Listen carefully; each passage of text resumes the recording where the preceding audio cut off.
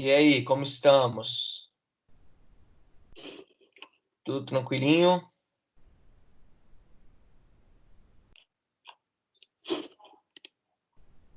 Perceberam que hoje eu estou na praia, né?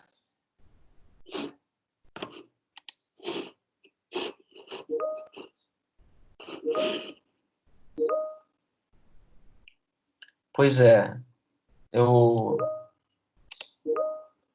tô na praia, bem tranquilinho por aqui. Gente, vamos esperar aí o pessoal entrar, dar mais um tempinho. Aí 9h05 a gente começa, tá bom?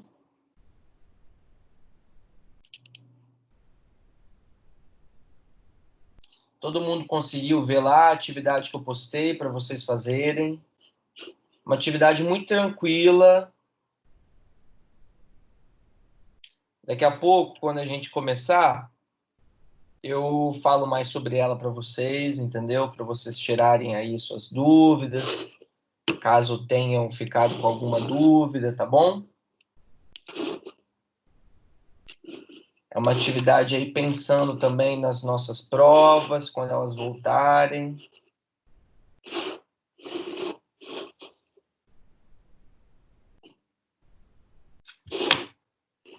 Então é bom para vocês praticarem.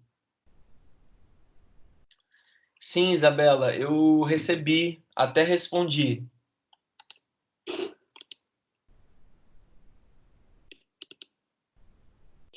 Não sei se você chegou a ver a minha resposta.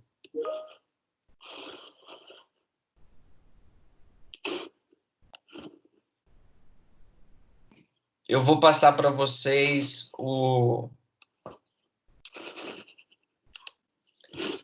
Vocês podem me procurar caso tenha alguma dúvida, tanto pelo e-mail que vocês já conhecem, como por esse daqui, ó, vitor.macieira@darwin.com.br, que é o e-mail institucional, então qualquer um dos dois eu consigo responder a vocês, tá bom?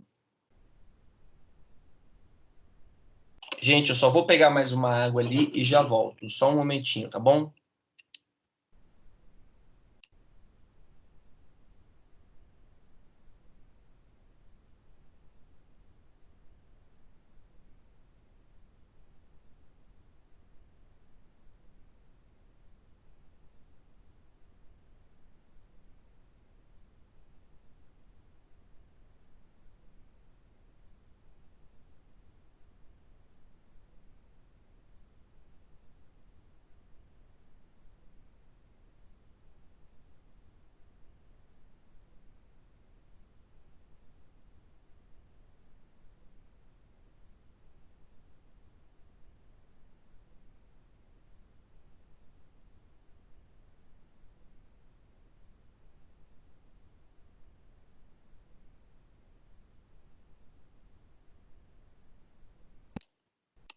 Vamos lá, voltei.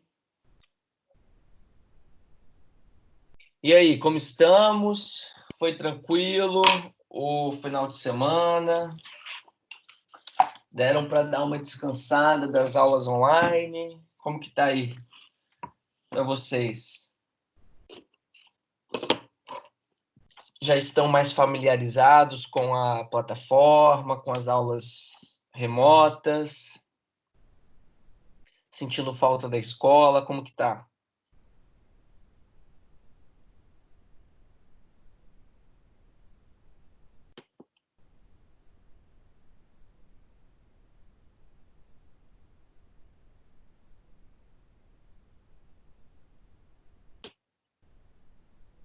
Tá complicado? É, eu imagino que sim, né? Muito novo, né, gente? Mas vocês já estão assim, como que tá assim? Vocês já estão conseguindo entender melhor como que funciona? Tá chato? Como que tá? É difícil, né? Porque A gente sente falta, e eu, pelo menos assim, eu sinto muita falta do quadro branco, não sei vocês. Eu gosto muito de escrever lá as coisas. Faz falta, tá? Porque aqui a aula rende muito, né? Assim, como não tem, a gente não consegue conversar, a gente não consegue trocar ideia, acaba que se você piscar o olho, a matéria voou já. Então, assim, a gente tem que tomar esse cuidado. Eu tenho tentado não sobrecarregá-los. Então, assim, agora a gente vai fazer mais exercícios, a gente vai discutir mais. Até porque a nossa segunda apostila, a gente já tá, ela tem 2 capítulos, a gente já acabou o primeiro capítulo da segunda apostila, e a gente só vai começar a terceira apostila em julho, né? Então, assim, a gente ainda tem um tempinho. Antes da gente finalizar, então, essa matéria de figuras de linguagem, eu fiz uma bateria de exercícios para vocês, somente com questões do Enem, tá bom? Somente com questões do Enem. Aí, como que a gente vai fazer? Eu quero que vocês entendam como que as figuras de linguagem são cobradas no Enem, que é mais ou menos um dos nossos focos. Tranquilo? Então, eu trouxe aqui 10 exercícios com esse universo de questões e a gente vai discutir um pouco sobre como elas são apresentadas, quais são as características, e aí a gente vai percebendo, né? De que modo que elas são mais trabalhadas. Liz, eu imagino, assim, todo mundo fica com... Eu também estou com falta de aula presencial, né? Agora, vocês têm conseguido acompanhar lá aquele cronograma? Como que tá, assim, para vocês, essa dinâmica? Ou vocês estão mais, assim, confusos? Estão conseguindo estudar? Estão deixando a matéria acumular? Como que tá aí?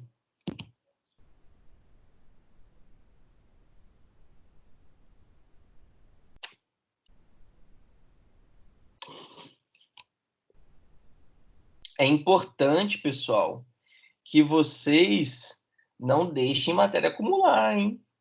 Porque imaginem quando as nossas. é, Imaginem quando as nossas aulas presenciais voltarem. Imaginem a quantidade de matéria que vai dar, a quantidade de prova que a gente vai fazer. Imagina, vai ser assim. A gente vai ter que reorganizar todo ano, né? A gente vai ter que organizar todo ano o calendário, todas as coisas. Então, assim, fiquem de olho, tá? Aproveitem esse tempo assim que a gente não está podendo sair, que a gente está ficando em casa, e façam um resumo das matérias. Eu não sei se alguém aqui fez os mapas mentais. Alguém aqui tem hábito de fazer mapa mental? Eu acho mapa mental super legal de estudar, porque fica uma coisa assim esquematizada e, por exemplo, quando eu vou dar aula para vocês, eu antes de estudar a matéria da aula, eu sempre faço os meus fichamentos lá. Anoto todas as coisas que são importantes, então eu faço esquemas. Tem gente que trabalha com mapa mental, eu faço fichamento. Eu tenho aqui, ó, deixa eu mostrar para vocês. São essas fichas, ó. Peraí, deixa eu tirar o fundo.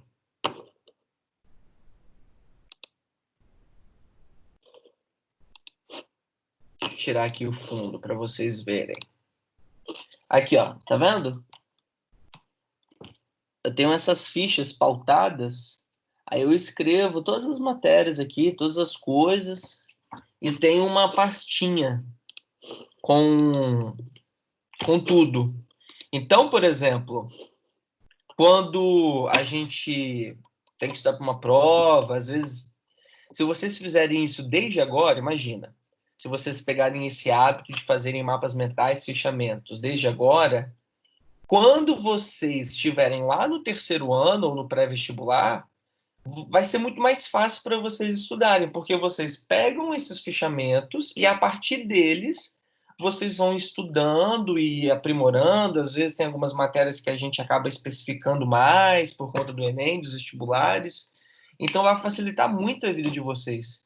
Eu aconselho muito que vocês comecem a ter esse hábito de fazerem fichamento ou mapa mental desde agora, tá? Sério mesmo.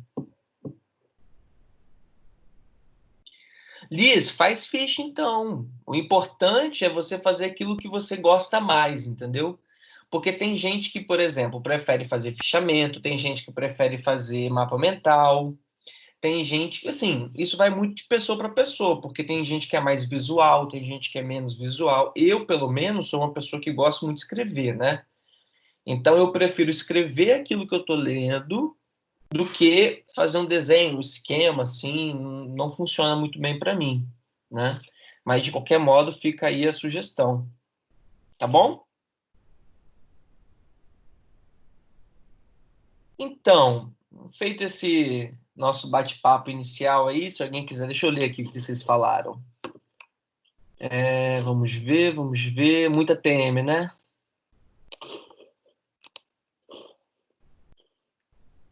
Eu deixei uns 4 dias do feriado acumulado. Parece que foi dado mais conteúdo naqueles dias do que da quarentena. Atividade semana passada, mas consigo com isso tudo acumulado. Tem muita gente com matéria acumulada, hein? E vocês estão com muita TM, eu imagino, né? Não deixem de fazer, tá bom? Porque todas as vezes que eu peço TM para vocês, eu vou lá, imprimo o relatório, ó. Deixa eu mostrar aqui.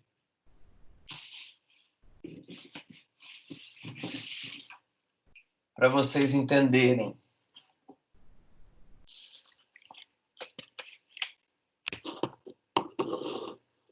Ó, aqui, ó, para vocês entenderem. Tá vendo aqui? Aqui é um relatório, ó. Da Ave Grande Vitória, TM1. Aí todos que fizeram percentual de acerto. Então não deixem de fazer, porque eu sempre estou pegando os relatórios para daqui a pouco lançarem as notas, hein? Fiquem de olho. Não esquece, Esté. Acompanha lá pelo cronograma, gente. No cronograma tá tudo dito para vocês lá, quando vocês têm que fazer, o prazo delas. Vocês vão ter um quadro aí, uma agenda. Ficam sempre acompanhando por esses meios. Porque se vocês esquecerem, aí, ó, aí já era. É um ponto fácil, fácil que a gente perde. Enfim, sem mais delongas, vamos aí começar então a nossa conversa de hoje. Não sei se vocês conseguiram ter acesso ao material. Isso, Vitor. Lá no Estuda tem o prazo, né? Eu coloco lá a data de início e a data de fim. Na semana passada, eu postei para vocês uma atividade e dei, então, 2 semanas para vocês fazerem. Foram 2 questões discursivas e vocês tinham que fazer 2 análises textuais, tá bom? São análises tranquilas, vocês não precisam fazer respostas enormes, podem ser mais objetivos. Eu quero ver se vocês estão conseguindo compreender a matéria por meio de textos que são reais, né? São textos aí que a gente consegue ter acesso a eles o tempo todo. Então, deem uma olhada na atividade, façam, vocês têm até o final dessa semana, né? Até o dia 18, salvo engano. Isso, até segunda-feira da semana que vem para entregarem, tá bom? No mais, é isso. Caso alguém tenha alguma dúvida sobre a atividade, vocês podem me procurar pelos e-mails que vocês já conhecem, Tranquilinho? Feita essa explanação, vou compartilhar aqui com vocês uma tela. Estão conseguindo visualizar, gente? Ela está aparecendo aí para vocês? Sim?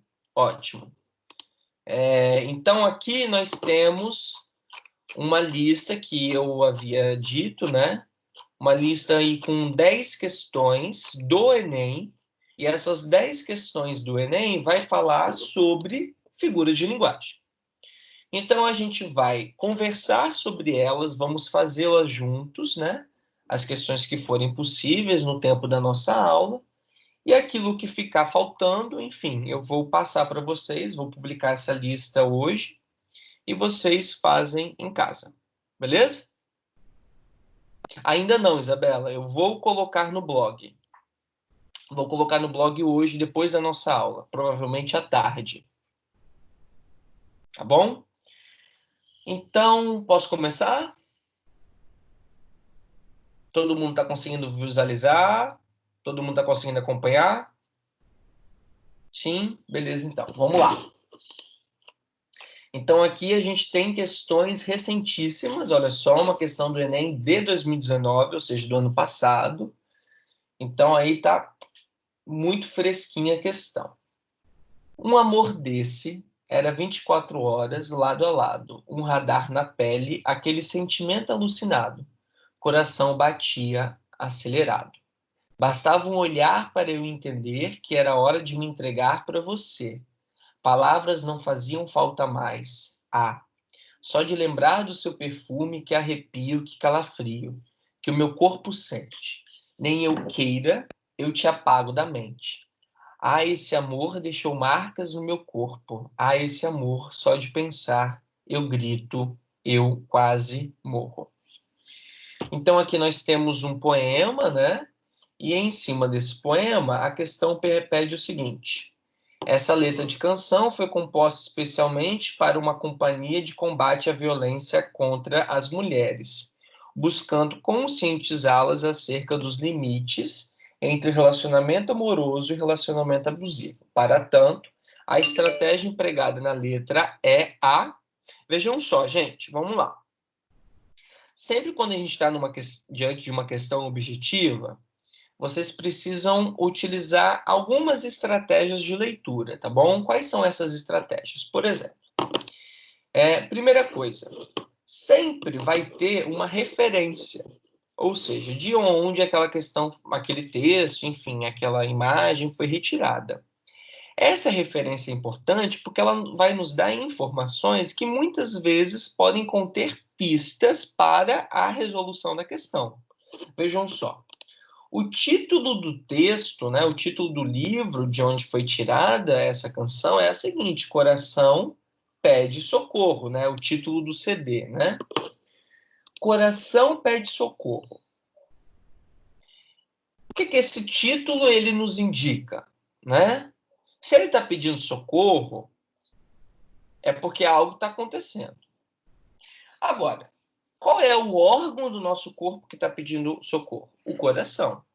Quando a gente fala do coração, o senso comum nos leva a pensar que o coração é aquele órgão que, de acordo com o senso comum, ele vai representar, então, os sentimentos.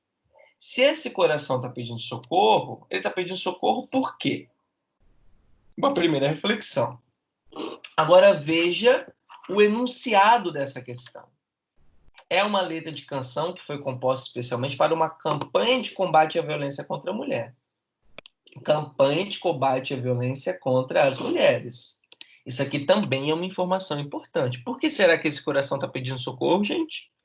Possivelmente porque é um coração de uma mulher que está diante de uma violência. Então, se a gente tem essas duas informações, vamos voltar ao texto agora, né? Quais são as características desse texto? Quais são os versos aí desse texto que nos remetem, por exemplo, a essa situação de violência? Um amor desse era 24 horas lado a lado, um radar na pele, aquele sentimento alucinado, o coração batia acelerado. Um radar na pele. Gente, radar é o quê? É uma coisa que sabe todos os seus passos, não é?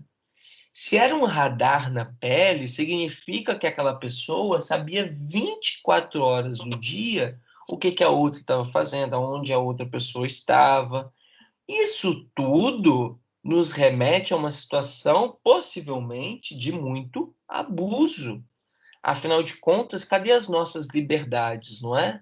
Cadê o nosso direito de estar onde nós queremos estar? Enfim. Isso aí. Ah, esse amor deixou marcas no meu corpo. Quais são essas marcas no corpo, né?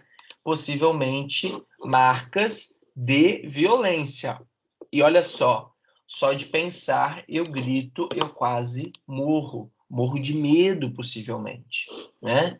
Nem que eu queira, eu te apago da mente. Por que que eu não consigo te apagar da mente? Porque o meu corpo sente, olha, que arrepio, que calafrio, eu não consigo, diante de tanto medo, te apagar da minha mente.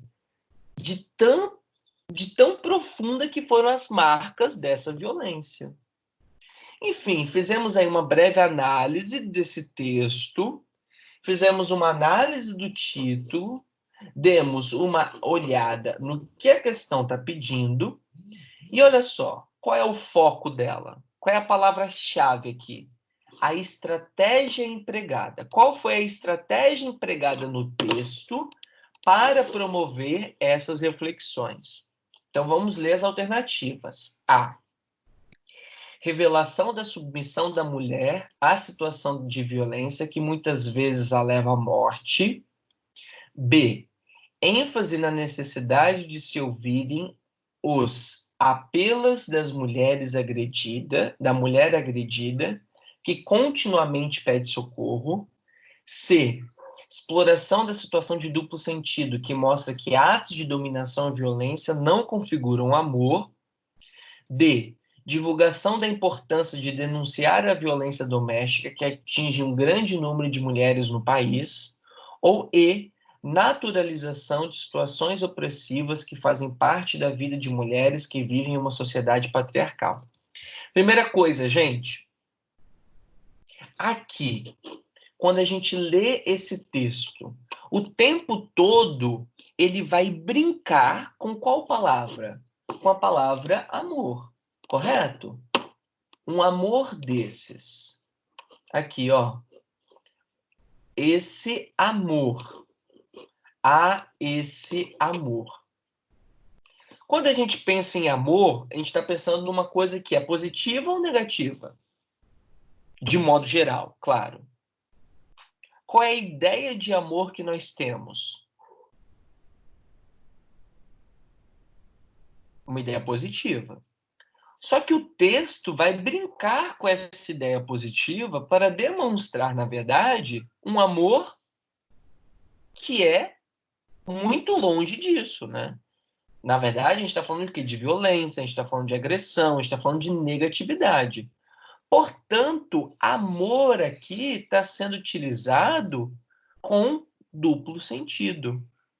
E o fato de estar sendo utilizado com duplo sentido faz com que a estratégia utilizada pelo texto para fazer essa campanha de combate à violência contra a mulher fosse uma estratégia em torno desse duplo sentido. Portanto, qual é a nossa estratégia, qual é a nossa alternativa? Exploração da situação de duplo sentido, que mostra que atos de dominação e violência não configuram amor. Isso aí. Então, eu vou pegar a palavra amor e demonstrar como que o amor que está sendo retratado aqui, na verdade, é um abuso e não uma situação de carinho, de cuidado, tal como a gente é habituado, tá acostumado a conceber o amor. Beleza? Alguém ficou com dúvida na letra 1, na número 1? Posso passar para 2? Como que tá aí?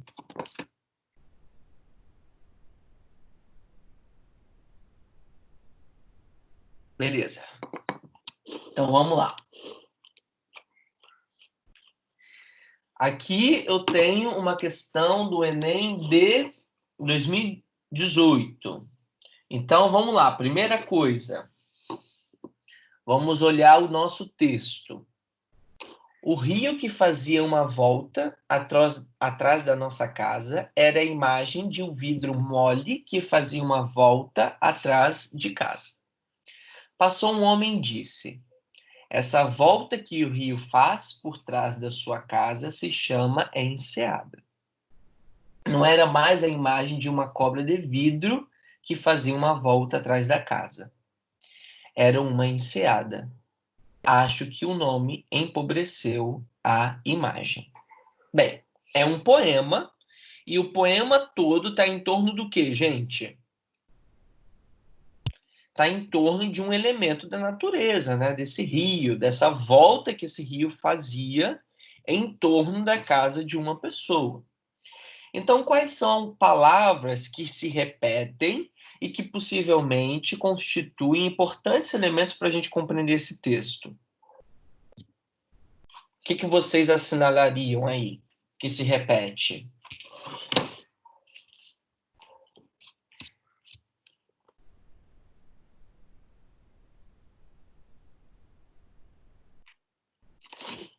Casa, rio. É isso. Então, rio, a gente está falando desse rio. Volta, olha só. Volta atrás de nossa casa. Isso vai se repetir, ó. Uma volta atrás da casa. Uma volta que o rio faz atrás de sua casa. Vidro que fazia uma volta atrás da casa. E vidro. Vidro aqui. E vai ter um vidro aqui. E é isso. Tá bom? Beleza? Então vamos lá. O sujeito poético questiona o uso do vocábulo enseada. Por quê? A terminologia mencionada é incorreta. B. Nomeação minimiza a percepção subjetiva. C. Palavra é aplicada a outro espaço geográfico. D. Designação atribuída ao termo é desconhecida. Ou E. Definição modifica o significado do termo no dicionário. Quando a gente fala que enseada empobreceu a imagem por quê? O rio que faz uma volta da nossa casa, o rio que faz uma volta da nossa casa, o rio que faz uma volta da nossa casa, era uma construção que, de tão repetida, havia ganhado um valor muito, o quê? Subjetivo. Se havia ganhado um valor muito subjetivo a esse sujeito poético, nomeá-la, ao invés de falar por extenso, faz com que haja, então, uma minimização dessa percepção subjetiva. Isso aí. Então, a nossa alternativa seria a letra B. Percebe como que há um jogo de palavras aqui? Percebe que nós utilizamos os recursos linguísticos para brincar, inclusive com as nossas percepções que são mais subjetivas? Isso ficou claro para vocês? Quando a gente faz essa análise, eu estou fazendo uma análise que se utiliza, na verdade, de uma figura de linguagem, que vai se utilizar do quê? Que vai se utilizar da plurissignificância das palavras. E quando eu pergunto assim, digamos, numa questão eu pergunte, qual é o efeito de sentido que a figura de linguagem dá ao texto? É isso, né? Como que, ao utilizar um determinado recurso da língua, como que, ao empregar uma determinada escolha lexical, eu estou, na verdade, tentando alcançar um determinado efeito de sentido, como, por exemplo, aqui. Ao invés de nomear e dizer enseada, eu falo rio que fazia uma volta atrás de nossa casa, eu estou empregando um efeito de sentido. Belezinha? Tranquilinho, né? Então vamos para a nossa terceira questão. Bora lá. Ler não é decifrar como num jogo de adivinhações. o sentido de um texto. É a partir do texto ser capaz de atribuir-lhe significado, conseguir relacioná-lo a todos os textos significativos para cada um, reconhecer nele o tipo de leitura que seu autor pretendia e, dono da própria vontade, entregar-se a essa leitura ou rebelar-se contra ela, propondo uma outra não prevista. Nesse texto, a autora apresenta reflexões sobre o processo de produção de sentidos, valendo-se da metalinguagem. Essa função da linguagem torna-se evidente pelo fato de o texto, então vejam só, aqui nós temos o recurso da metalinguagem, e a gente vai perceber que foi utilizado o recurso da metalinguagem para falar sobre o processo de produção de sentidos. Se eu utilizo a metalinguagem para falar sobre o processo de produção de linguagem, eu estou sendo metalinguagem. Tudo bem? Óbvio, né? Então, vejam só. Ler não é decifrar, como no jogo de versões, o sentido do texto. É a partir do texto ser capaz de atribuir-lhe significado, conseguir relacionar todos os outros textos significativos para cada um. Como que eu percebo que há uma metalinguagem aqui, gente? Porque eu, por meio de um texto, eu falo sobre o processo de entender um próprio texto. Entenderam? Ficou claro como que se daria, então, a metalinguagem?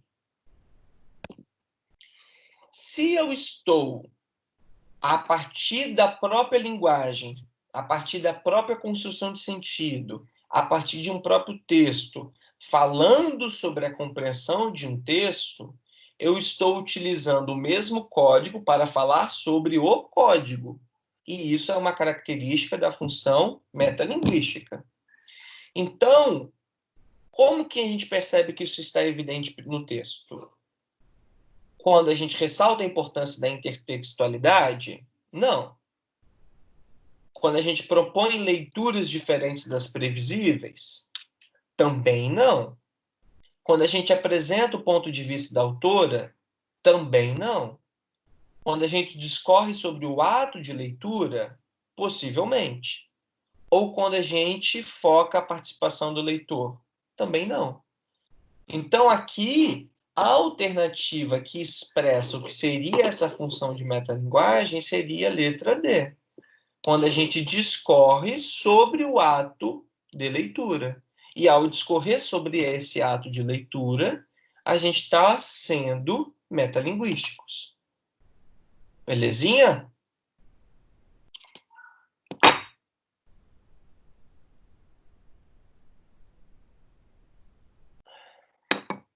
Estão conseguindo acompanhar?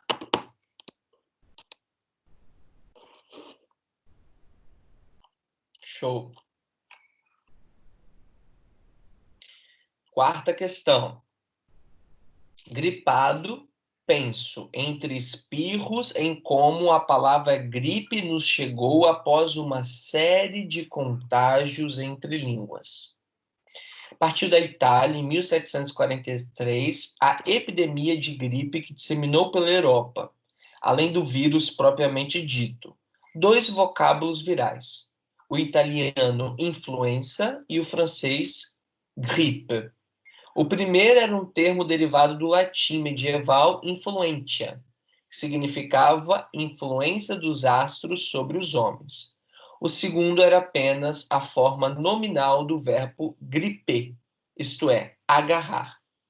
Supõe-se que fizesse referência ao modo violento como o vírus se apossa do organismo infectado.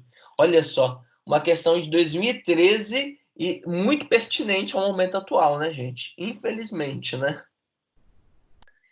Para se entender o trecho como uma unidade de sentido, é preciso que o leitor reconheça a ligação entre seus elementos.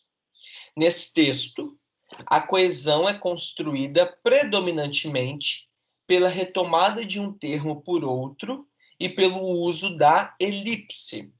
O fragmento do texto em que a coesão por elipse do sujeito é, ou seja, qual é aqui o fragmento que eu mantive uma relação de coesão utilizando-se de uma determinada figura de linguagem, que é a elipse. Tranquilinho? Entenderam o comando, né?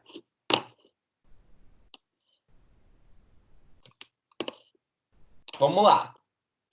A palavra gripe nos chegou após uma série de contágios entre línguas. Quem que chegou? A palavra gripe.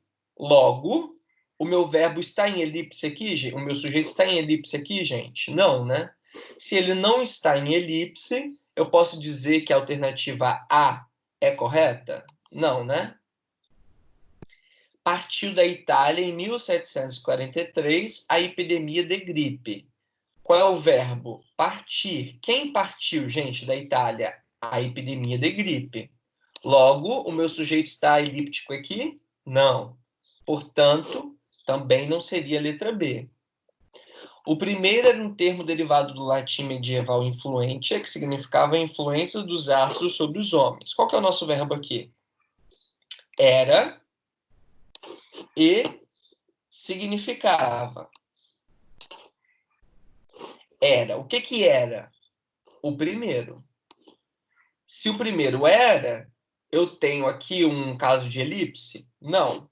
E o que que significava? Influentia. Influentia significava influência dos astros sobre os outros homens. Portanto, eu também não tenho elipse. Então, também não é a letra C. D. O segundo era apenas a forma nominal do verbo griper. Também tenho o verbo era, cujo sujeito é o segundo. Logo, também não tenho aqui elipse. Vejamos a letra E. Supõe-se que fizesse referência ao modo violento como o vírus se aposta do organismo infectado. Quais são os nossos verbos? Supõe-se, aqui eu tenho um verbo pronominal, fizesse, se apossa, né? Aqui só o apossa, perdão. Espera aí. Apossa. Vamos lá. O que que se apossa, gente? Vírus. Então, não tenho elipse. E aqui? Que fizesse referência ao modo violento como vírus. O que que fez referência?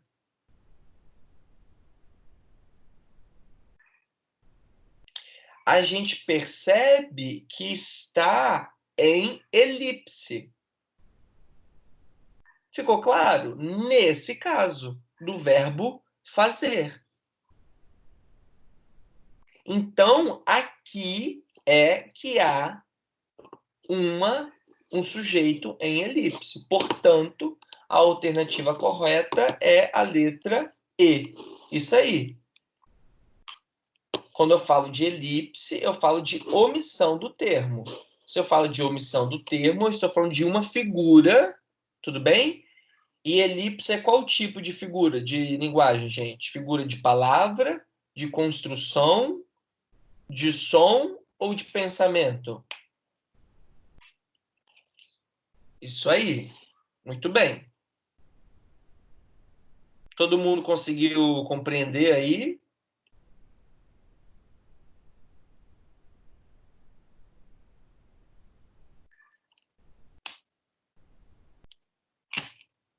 Pessoal? Sim? Alguém ficou com dúvida? Alguém não conseguiu entender o que está em elipse nesse trecho? Você não entende. Edgar, porque olha só. Eu identifiquei os verbos, né? Supõe-se um verbo pronominal, portanto, não tem elipse aí. Se apossa, também um verbo pronominal, portanto, não tem elipse aí. E fizesse. O que que fizesse referência? A gente não percebe nesse trecho, entendeu? A gente está, na verdade, omitindo um termo que foi dito antes. Se a gente está omitindo um termo que foi dito antes, nós estamos fazendo uma elipse. Portanto, o texto que mantém a coesão por elipse do sujeito é o fragmento, né? É a letra E, em que fizesse referência ao modo violento como o vírus se aposta do organismo infectado. Qual seria, então, o nosso sujeito aqui? Seria o que está logo antes dele, olha.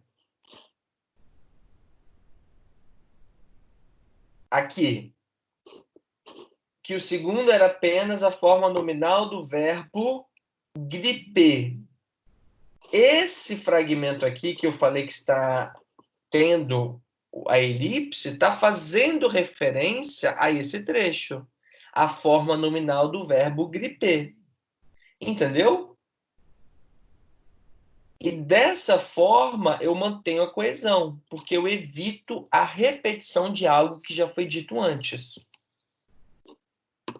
Então, 4, letra E. Show.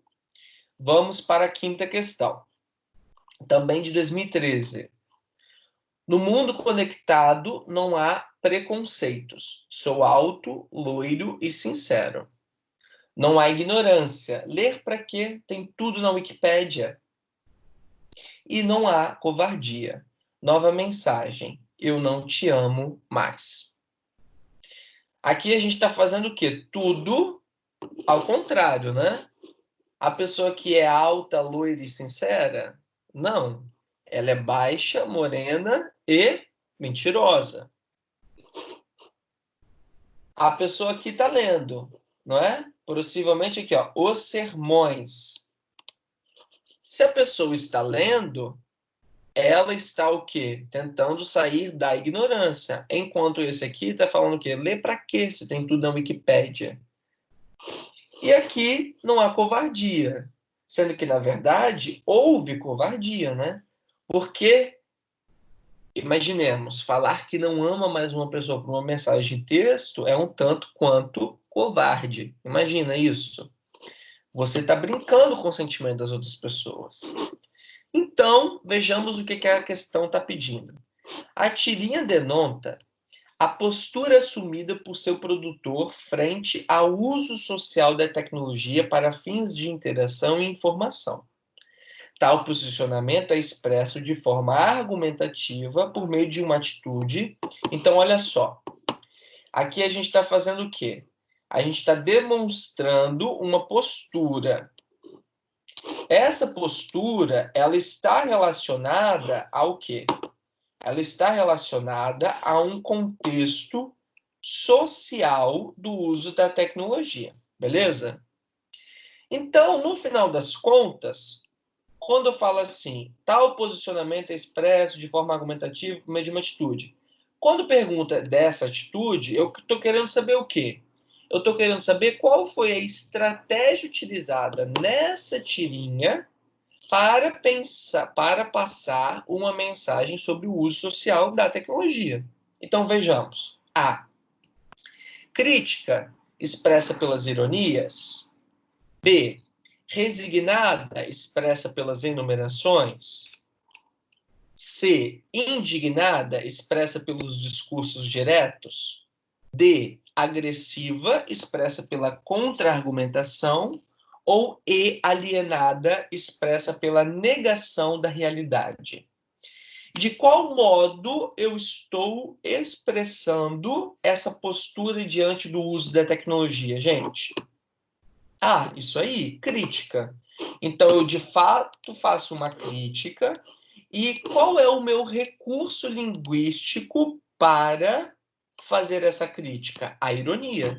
E a ironia é uma figura de linguagem, tudo bem? É qual tipo de figura de linguagem a ironia?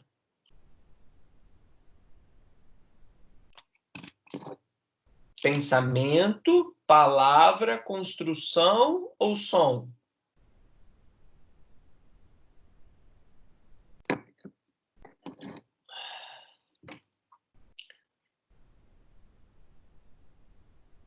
Isso aí, pensamento. Por quê? Quando eu falo sobre a ironia, quando eu utilizo a ironia, eu estou brincando com os nossos pensamentos. E como que eu brinco? Eu faço o contrário daquilo que eu estou afirmando. A ironia está o quê? Justamente em falar que não há preconceitos, mas eu indico uma situação em que eu percebo preconceito. Então, é inverso, é o oposto.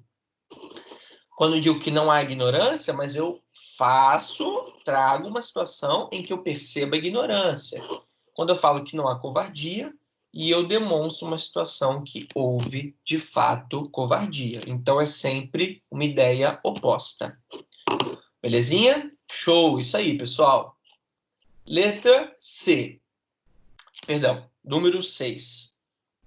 Aquele bêbado, juro nunca mais beber, e fez o sinal da cruz com os indicadores. Acrescentou, álcool. O mais, ele achou que podia beber. Bebia paisagens, música de Tom Jobim, versos de Mário Quintana. Tomou um pileque de Segal.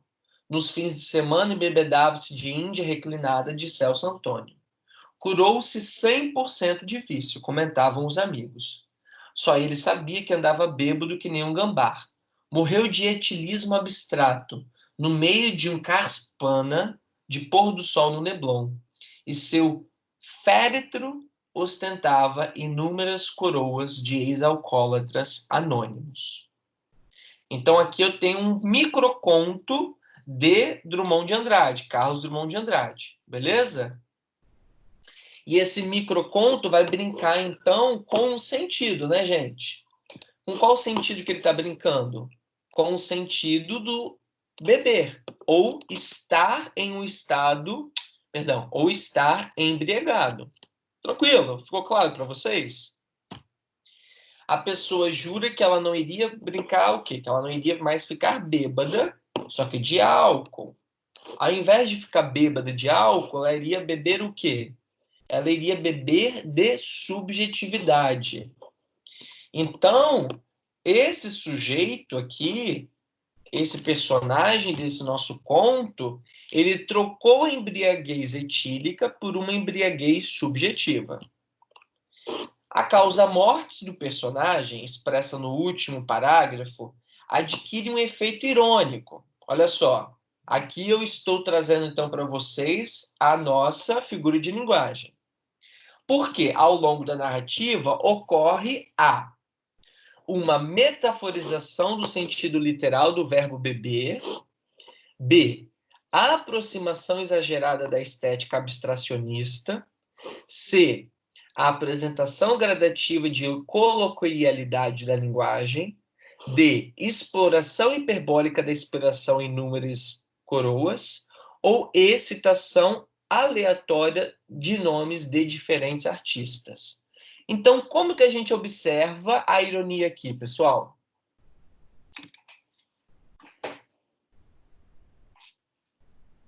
Isso aí, letra A. Pela metaforização do sentido literal do verbo beber. Porque o quê?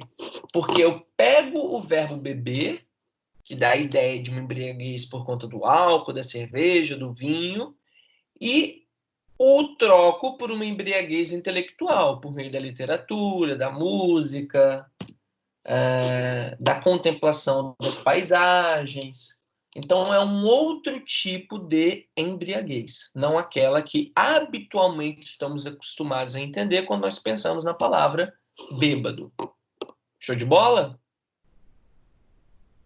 Sétima questão, e com ela a gente finaliza a nossa aula de hoje. Rede social. Rede social aqui em casa é outra coisa. Então, aqui vejam só. Eu tenho tanto recursos verbais quanto recursos não verbais para dar o efeito de sentido a esse texto. Vamos lá entender e compreender o que a questão está pedindo. O efeito de sentido, efeito de sentido é uma expressão que vocês não podem se esquecer. Eu gosto muito de perguntar a vocês qual é o efeito de sentido. Quando a gente fala de efeito de sentido, a gente está utilizando o quê? Todos os recursos que estão presentes naquele texto. sejam eles recursos verbais ou recursos não verbais, que foram utilizados para passar aquela mensagem. Beleza? É provocado pela combinação de informações visuais e recursos linguísticos, ok. No contexto da ilustração, a frase proferida recorre a... Qual é a frase? Rede social, aqui em casa é outra coisa.